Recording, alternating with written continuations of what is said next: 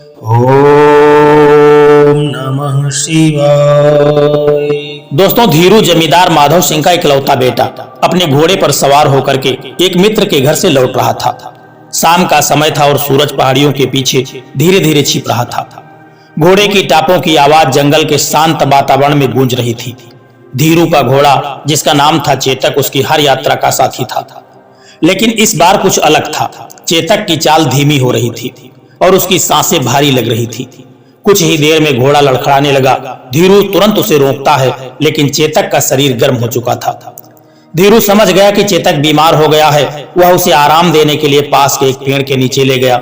धीरू ने घोड़े को पानी पिलाने की कोशिश की, लेकिन चेतक ने सिर झुका लिया और एक आखिरी सांस लेकर के वह वहीं पर गिर पड़ा। धीरू की आंखों में आंसू आ गए। चेतक सिर्फ एक घोड़ा ही नहीं था, वह उसका दोस्त और भरोसेमंद साथी भी था। घोड़े की मौत ने धीरू को गहरी पीड़ा दी थी, लेकिन उसे समझ आ गया था कि अब आगे पैदल ही यात्रा करनी होगी। जंगल घना और अंधकारमय था। दूर से सिवारों और उल्लू की आवाजें डरावनी लग रही थी। धीरू ने अपनी तलवार संभाल ली और एक सुरक्षित स्थान खोजने लगा। दोस्तों, चलते चलते वह एक पुराने बड़े पेड़ के पास जाकर के पहुंच गया। उसकी ऊंचाई और घने पत्तों ने इसे आराम के लिए बड़ा ही उपयुक्त बना दिया था। धीरू पेड़ पर जाकर के चढ़ गया और उसकी एक मजबूत शाखा पर बैठ करके आराम करने लगा। हवा में ठंडक थी और धीरू अपने घोड़े की याद में खोया हुआ था। तभी अचानक उसे नीचे से कुछ आवाजें सुनाई देने लगी। नीचे पेड़ की छाया में कुछ लोग इकट्ठा हो गए थे। उनके कपड़े फटे और हाथों में हथियार थे। धीरू ने जब ध्यान से देखा तो उसने देखा कि ये डाकू थे। उनमें से एक डाकू ने कहा कि सुनो, जमींदार हीराचंद की बेटी संध्या की शादी में लूट का यह मौका हमें नहीं चूकना चाहिए। दूसरे डाकू ने जवाब दिया, ठीक है, हमें बस सही समय पर हमला करना होगा। इस बात को सुनकर के धीरू का खून खौल उठा। वह जानता था कि यह शादी किसी भी हाल में सुरक्षित रहनी चाहिए। उसने चुपचाप उनकी पूरी योजना सुन ली और मन ही मन उन्हें सबक सिखाने के लिए ठान लिया। डाकुओं के जाने के बाद धीरू जल्दी से उस पेड़ के नीचे उतरा और घर की ओर चल पड़ा। रात गहरी थी, लेकिन उसका इरादा बड़ा मजबूत था। वह पूरी तरह से जागरूक था कि अब इस जिम्मेदारी को निभाने के लिए उसे अपने पिता और सहयोगियों की मदद लेनी होगी।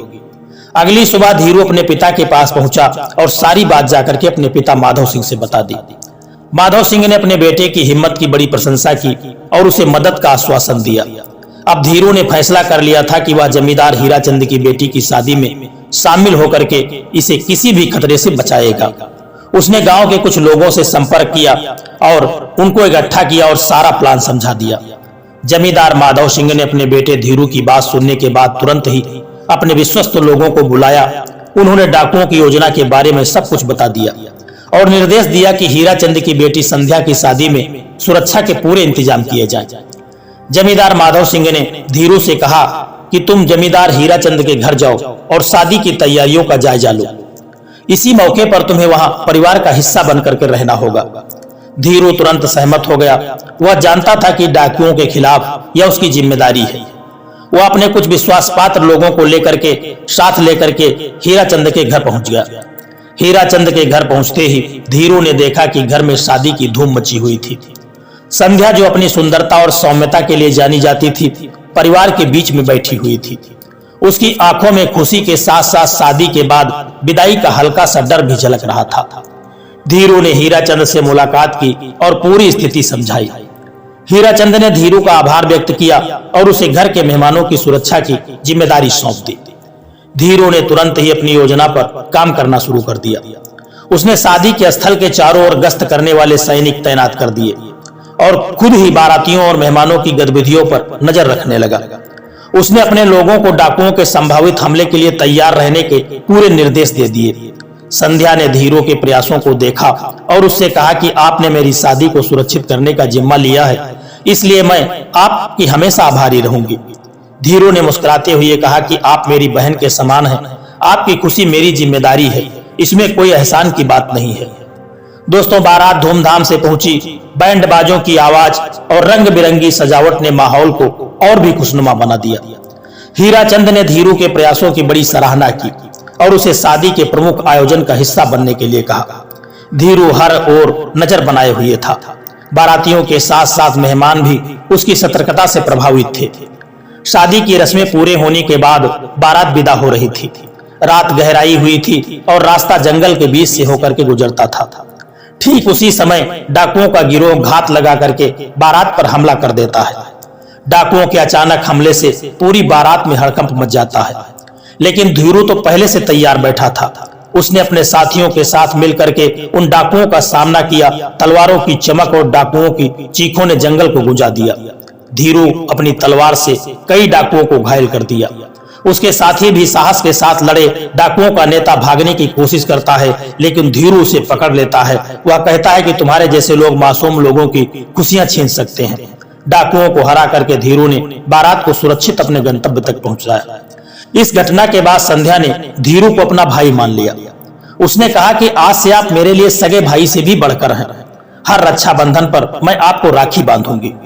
शादी के बाद संध्या का विदाई समारोह संपन्न हुआ।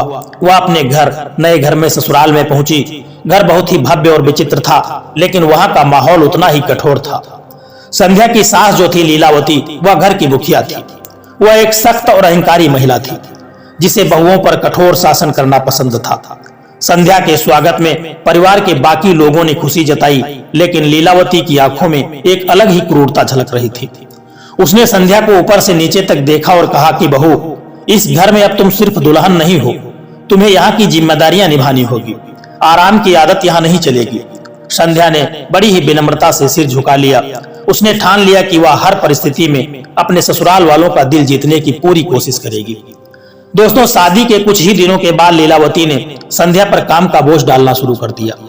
वह सुबह से लेकर के रात तक उसे घर के सारे काम करवाती, रसोई साफ करवाती, आंगन में झाड़ू लगवाती, बाहरी साफ करवाती, मेहमानों को पानी पिलाओ। लीलावती का हर आदेश संध्या को सुनना पड़ता था।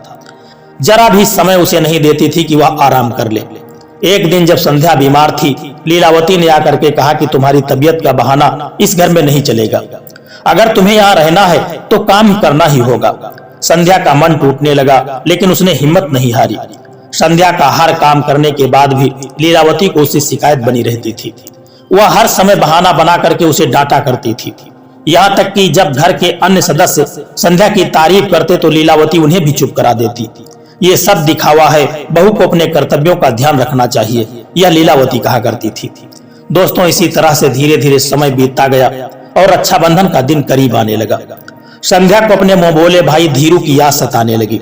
उसे इस बात का इंतजार था कि वह आएगा और वह उसे राखी बांध पाएगी, लेकिन लीलावती ने उसकी खुशी में खलल डालने के लिए अपने मन में निश्चय कर लिया था। रक्षाबंधन के दिन धीरू अपनी बहन से मिलने के लिए संध्या के ससुराल पहुंच गया। वह ढेर सारे उपहार और मिठाइयां लेकर के आया। संध्या ने खुशी खुशी अपने भाई का स्वागत किया। भैया, मैंने आपके लिए राखी तैयार की है। मैंने सोचा था कि आप नहीं आएंगे, संध्या ने बहुत ही भावुक होकर के कहा। लीलावती धीरू को देख करके जल उठी। उसने सोचा इस भाई बहन के रिश्ते को किसी तरह से खत्म करना होगा। उसने धीरू के लिए बनाए गए खाने में जहर मिला दिया और बहाना बनाया कि तुम अपने भाई के लिए खाना बांध देना, ताकि रास्ते में जब उसे भूख लगे तो वह खाना खा लेगा। संध्या ने जब अपनी सास की इस बात को किसी अन्य नौकरानी से कहते सुना तो उसका दिल दहल गया। उसने तुरंत धीरू को सब कुछ बताया। भैया, यह खाना मत खाइएगा, इसमें जहर मिला हुआ है। संध्या ने कहा। धीरू ने तुरंत खाना फेंक दिया और संध्या को समझाया कि बहन, तुम्हें इस घर में रहना होगा, मैं तुम्हें हर मुश्किल से बचाऊंगा। धीरू ने सारा खाना उठा करके फेंक दिया और सास लीलावती की साजिश का पर्दाफाश करने का मन बना लिया। उसने शांत लेकिन दृढ़ स्वर में कहा कि मां समान सास का कर्तव्य बहू को मार्गदर्शन देना होता है, न कि उसके भाई को मारने की साजिश करना। संध्या ने अपने भाई के साहस से प्रेरणा लेकर के लीलावती से कहा कि आपने न केवल मेरे भाई को नुकसान पहुंचाने की कोशिश की, बल्कि हमारे रिश्ते को तोड़ने की भी कोशिश की है। क्या यह आपका दायित्व तो नहीं है कि आप अपने घर के रिश्तों को मजबूत करें? लीलावती पहली बार खुद को असहाय महसूस करने लगी। घर के अन्य सदस्यों ने भी इस बात का विरोध किया। उसके समर्थन में संध्या को ताकत मिली, लेकिन सास के व्यवहार और हाल की घटनाओं से संध्या का मन टूट चुका था। उसने अपने भाई से कहा कि भैया, मैं इस घर में नहीं रहना चाहती हूँ, यहाँ पर मेरा कोई सम्मान नहीं करता है। धीरू ने उसे समझाया कि बहन, हर परिवार में समस्याएं होती हैं, लेकिन हमें उनका सामना करना चाहिए। ससुराल को छोड़ देना समाधान नहीं है। यदि तुम मजबूती से खड़ी रहोगी तो लीलावती को अपनी गलतियों का जरूर एहसास होगा। संध्या ने भाई की बात मान करके कुछ दिन ससुराल में रहने का निर्णय कर लिया, लेकिन उसका मन अभी भी बेचैन था। दोस्तों, उसी दौरान धीरू के घर में उसकी शादी की बात चलने लगी। माधव सिंह ने धीरू के लिए एक सुंदर और बूढ़ी लड़की सुमन को चुना। विवाह की तारीख तय हो गई और संध्या को भी इस विवाह में आने के लिए निमंत्रण भेजा गया। संध्या ने शादी में आने का वादा किया। जब विवाह का दिन आया तो संध्या वहां से अपने भाई के घर में शादी के लिए चली आई और उसके आते ही जो संध्या की सास लीलावती थी उसके वहां पर पैरालिसिस हो गया, उसे लकवा मार गया। धीरू की शादी के दिन संध्या ने भाई के विवाह की सारी जिम्मेदारी संभाली। उसने घर की सजावट, मेहमानों की आवभगत और रस्मों का ध्यान रखा। सभी लोगों ने जिसने भी उसे देखा उसकी बड़ी तारीफ की और वह खुशी खुशी इस नए माहौल में हिस्सा बनी। दोस्तों, संध्या के ससुराल छोड़ने के बाद लीलावती को जो उसने संध्या के साथ किया था उसका परिणाम जल्द ही भुगतना पड़ा। एक दिन अचानक उसे लकवा मार गया। वह बुरी तरह से लकवाग्रस्त हो गई और उसके शरीर का एक हिस्सा काम करना बंद हो गया। लीलावती की हालत इतनी खराब हो गई कि वह न तो खुद खा सकती थी और न चल फिर सकती थी और न ही खुद देखभाल अपनी कर सकती थी। घर के बाकी लोग लीलावती को देख करके घबराए हुए थे, लेकिन संध्या ने यह स्थिति देखी और अपने दिल में ठान लिया। उसने न केवल अपनी सास के बुरे व्यवहार को भुला दिया, बल्कि उसे अपने कर्तव्य का पालन करते हुए पूरी निष्ठा और प्यार से सेवा करने का निर्णय लिया। संध्या ने अपनी सास की सेवा में कोई कसर नहीं छोड़ी। वह हर दिन लीलावती की देखभाल करती, उसे खाने के लिए सही चीजें देती और उसकी दवाइयां उसे समय पर देती। संध्या ने अपनी सास के बुरे व्यवहार को एक और मौका देने का फैसला किया। उसने यह सोच करके काम किया कि उसकी सेवा से शायद लीलावती की आत्मा में बदलाव आ सके। संध्या ने अपनी सास को धीरे धीरे मनोवैज्ञानिक रूप से भी सहारा देना शुरू कर दिया। जब लीलावती को महसूस हुआ कि उसकी बहू अब उसकी सेवा में लगी हुई है तो उसके दिल में धीरे धीरे पश्चाताप उमड़ने लगा। उसे यह समझ में आने लगा कि उसने जो अत्याचार संध्या पर किए थे वह उसकी अपनी गलतियों का परिणाम था। एक दिन लीलावती ने संध्या से कहा कि बहू, मैं समझ सकती हूँ कि मेरे कर्मों के कारण तुमने कितनी तकलीफें भोगी हैं। मैंने तुमसे जितना अन्याय किया है तुम्हारे साथ, अब मुझे उस सब का पछतावा हो रहा है। मुझे यह एहसास हो चुका है कि मैं खुद ही अपने कर्मों का फल भोग रही हूँ। संध्या ने अपनी सास की बात सुन करके मुस्कुराते हुए कहा कि माँ, जो हुआ उसे अब हमें भूल जाना चाहिए।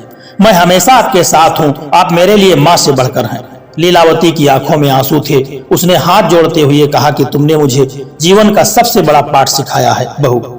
आज मैं वादा करती हूँ कि मैं तुम्हें अपनी बेटी की तरह प्यार करूंगी। तुमने मुझे अपना दिल दिया है और अब मैं तुम्हारे साथ वही रिश्ते निभाऊंगी जो एक माँ अपनी बेटी के साथ निभाती है। दोस्तों, धीरे धीरे संध्या की निरंतर सेवा के बाद लीलावती की हालत में सुधार होने लगा। 1 महीने के भीतर उसकी तबीयत बिल्कुल सामान्य हो गई। वह अपने शरीर को फिर से हिला डुला सकती थी और खुद के कामों में सक्षम हो चुकी थी। इस बदलाव ने पूरे परिवार को चौंका दिया। घर के बाकी सदस्य भी संध्या की सेवा और धैर्य को देख करके हैरान थे। लीलावती ने सबको संध्या के बारे में बताया।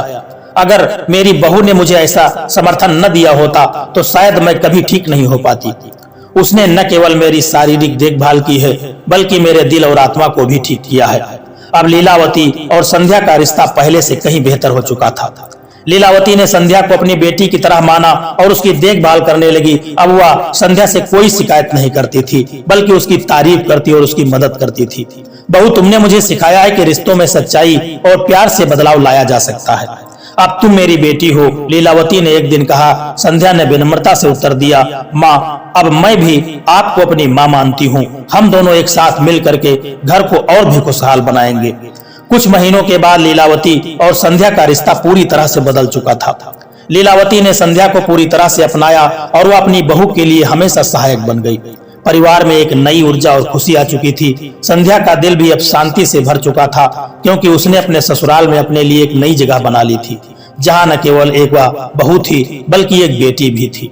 दोस्तों, यह कहानी आपको कैसी लगी है एक प्यारा सा कमेंट करके जरूर बताना। और यदि यह कहानी आपको अच्छी लगी है तो इस कहानी को लाइक करिएगा, शेयर करिएगा और चैनल को सब्सक्राइब करने की भी कृपा कर देना। जय श्री कृष्णा, राधे राधे।